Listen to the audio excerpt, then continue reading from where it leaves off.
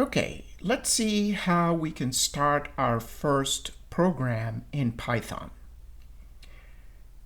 I'm using a Mac in this case. This could be also in Windows. The key here is to go to an IDE or an integrated development environment.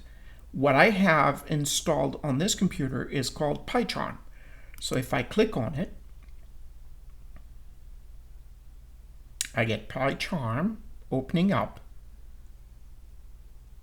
and it will show some of the projects that I already have. So for this lesson, we're going to open a new project. So let's go ahead and do that. As you can see here right away, it defaults to the name of the new project as a Project Python. This is the time to change its name to whatever you want. Let's call it our first program. Okay. Now this becomes a directory under this path. Another thing you need to pay attention to is that it has an interpreter. So you have choices of interpreters right here. Now my default interpreter for a Mac that comes default with the Mac, Python is installed in a Mac or in here as version 2.7. Now I have installed a newer version, 3.7, by clicking here. This is the generic 3.7 in here. You do not need to click on any of these at this stage. We will be going through this as we go into our intermediate and more advanced projects. So at this stage, everything else here should be unchecked.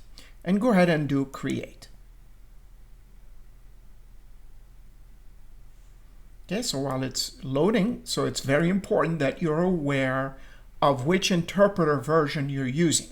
That's going to be very important later on when you need to use some modules to make your coding a lot easier. And voila, so we're here now, so we're ready to start our program. To do this, as you can see, the project name is right here, our first program. You click here, right mouse click, and go to New, and go to Python file. So this is how you're going to create your own first Python file. And so notice here, Python file, it's asking you to give it a name.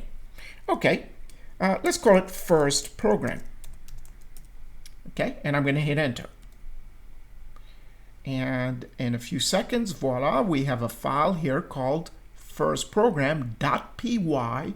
Okay, so you have an extension .py right here that tells us this is a Python file where you can actually write your code.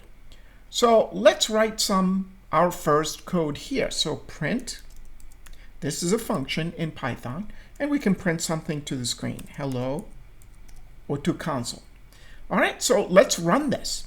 Now to run this, right mouse click right here, and you can see here, run first program. And right at the bottom here, it says hello.